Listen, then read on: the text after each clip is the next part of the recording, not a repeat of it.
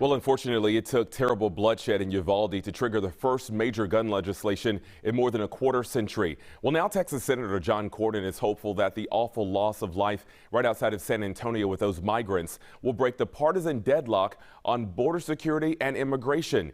Today, our political reporter Greg Groogan spoke one-on-one with Senator Cornyn about his proposed border legislation. So, Greg, can you debrief us on that conversation? Well, John, on the heels of so much death and suffering, Cornyn is hopeful legislative lightning can strike twice with a compromise that represents life-saving progress, if not perfection. More than 50. The latest number of dead or dying pulled from an abandoned trailer turned life-extinguishing oven by the brutal heat of a Texas June. U.S. Senator John Cornyn calls it the latest horrific consequence of a border in chaos and a Congress as of yet unwilling to embrace common sense compromise. This sort of tragedy, as you know, is going to be repeated over and over and over again as long as the border is out of control. Just days after brokering historic consensus on school and gun safety in the painful aftermath of Uvalde, Cornyn hopes the extraordinary loss of life in San Antonio will trigger action on his bipartisan Border Solutions Act, co-sponsored by Arizona Democrat Kristen Sinema.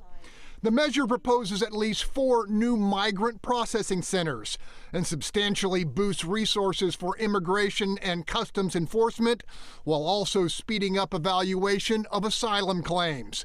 Cornyn is challenging fellow lawmakers to abandon stalemate because lives are clearly in the balance. It's going to take people fading a little bit of heat in their own political party to come up with the kind of answers that I think would go a long way to helping. All right, so Greg, we heard the senator mention his border legislation. Where does that stand? And I mean, if you're really in your opinion, what's the reality of something like that actually getting passed?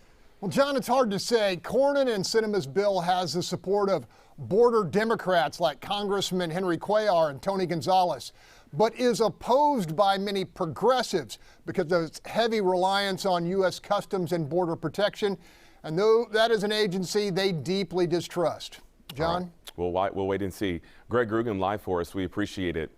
And for more on Greg's one-on-one with Senator Cornyn, including his comments about historic gun reform in the works, visit our website, fox26houston.com.